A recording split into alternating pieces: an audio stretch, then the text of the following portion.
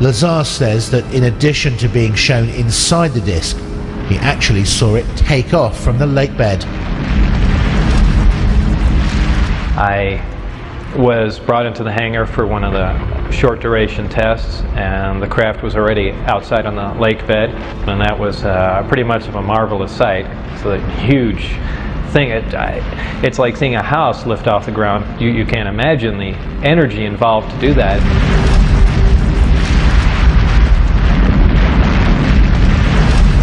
Because of the extremely high energy output and the fact that the outside of the craft is used as a conductor, that does ionize the air.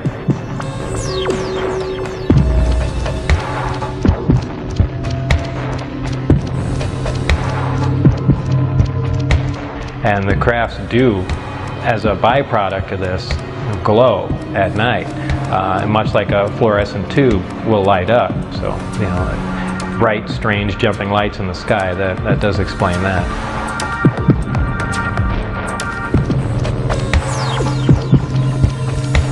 Would you categorically say there is no way that humans could have built the craft that you saw?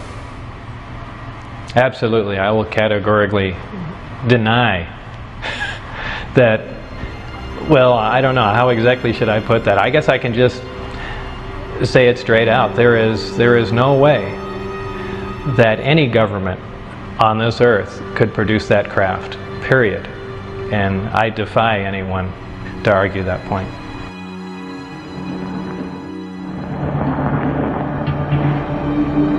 One of the big questions that's hung over this whole story is whether Lazar saw a man-made flying disc and not an alien spacecraft. A lot of these craft which are being developed in secrecy in the United States are tested at night, and one can imagine that seen through kind of half-closed eyes, something like an F-117 stealth fighter or a B-2 bomber, side-on or front-on, would look remarkably like, say, a flying saucer or a UFO.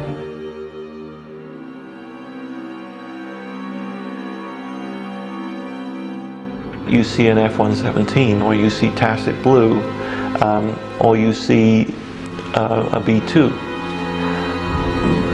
Particularly if you see it from some fairly unusual angle, you're going to have a very hard time relating that to conventional aircraft. Some of these things can look very strange indeed. So, you know, an unusual but decidedly terrestrial aircraft can certainly present the appearance of a disc from many angles.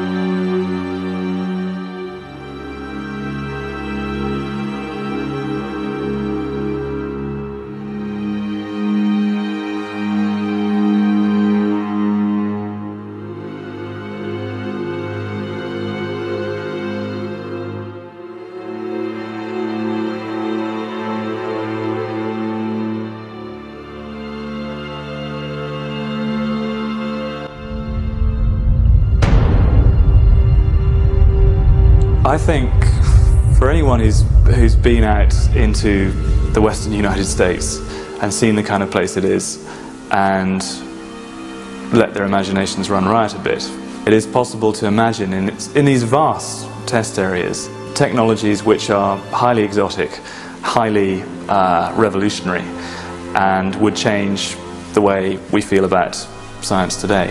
However, to say that that is alien science derived from beyond this world, I think is something which is just, it is unbelievable. It's too much to absorb.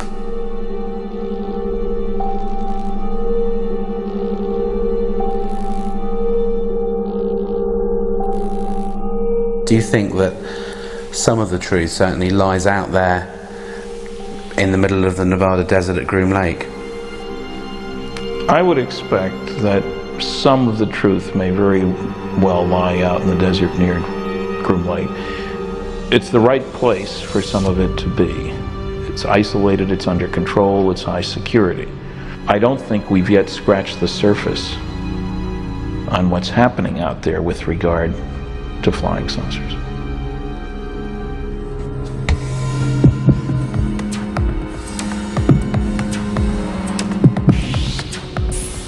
According to Lazar, the craft that they were secretly testing out in the desert at night used an exotic anti-gravity propulsion system. The reactor itself was an incredibly advanced system. This was an antimatter reactor. This is something we could only dream of having, something that could put out huge amounts of power that rivals several nuclear power plants running at capacity. What happens is a great gravity distortion is created and you're essentially bending space toward the craft. The craft becomes part of that space, and then when the reactors or when the gravity amplifiers are shut down, the craft is essentially where it was focused. It's a very difficult thing to grasp. It happens virtually instantaneously because of the fact that gravity distorts time, and if you're bending space and time along with it, when you wind back up in that place, you're there between the ticks of a clock.